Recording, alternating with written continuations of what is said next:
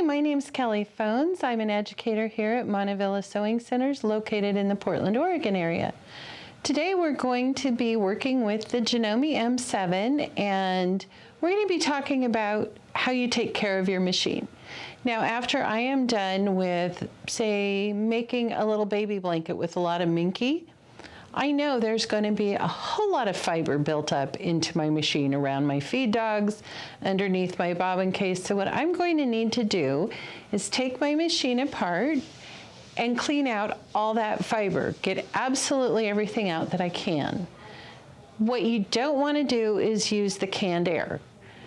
You don't want to blow fiber and dirt into your machine. You want to remove it from your machine. You can get mini attachments to your vacuum, which is my favorite way of cleaning out my machines. So they're easy to pick up. Stark's Vacuum here in Portland usually has them on hand. So first thing you're going to need to do is take your needle plate off. So we can take that right off. Whenever I'm doing this, if I can't remember when I last put a fresh needle in, I'm going to go ahead and swap out my needle. Just loosen this screw right here and your needle's going to come right out. I wait to put a fresh needle in until I'm working in all of this area.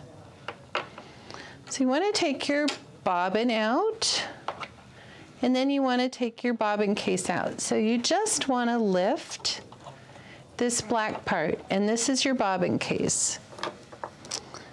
Q-tip works really well for this because all the fibers in the machine, and this one's really clean because we haven't had our floor model very long. So if there's any buildup in here, you just want to make sure you get all the fibers out of there. In this area is where you tend to get a whole lot of buildup. So you want to make sure you get everything out of here that you can. So see all the fibers, the thread dust I have in here? It's fabric dust as well. So I'm going to get everything out. And I'm going to make sure, often you're going to get buildup around your feed dogs right here. So you want to make sure all of that's cleared. So you want to remove everything that you can visually. Your machine comes with a little brush that helps you get all this stuff out as well. Janomes have this little oil wick. It's a self-oiling system, and this machine does. So it's right here in the middle of this little donut looking thing. And usually what I do is I just push my finger on it, and if it's a little bit shiny like mine is, I don't worry about adding more oil to that.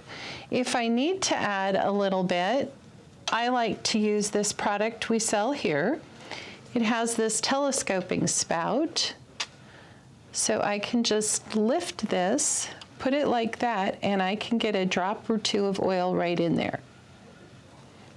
And then it easily stores.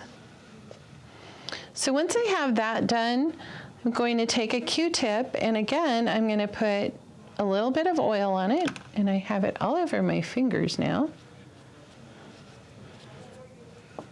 And I'm going to rub it all around inside of here.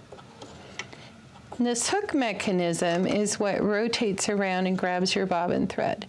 So I'm going to put a little bit, I'm going to take that same Q-tip, just rub it right here on the rim, because I want to keep my bobbin case moving freely within the machine.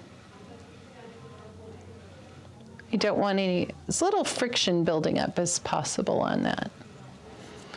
I'm going to take the bobbin case. You have a little notch here. You have a red arrow here and a red arrow here. So you want to make sure those are lined up. And of course I can't do this when I'm on camera. Well, helps to have it in the right spot. Okay, there we go. So now that we have our arrow here and our arrow here lined up, we are all tucked in where we need to be. You simply put your needle plate back on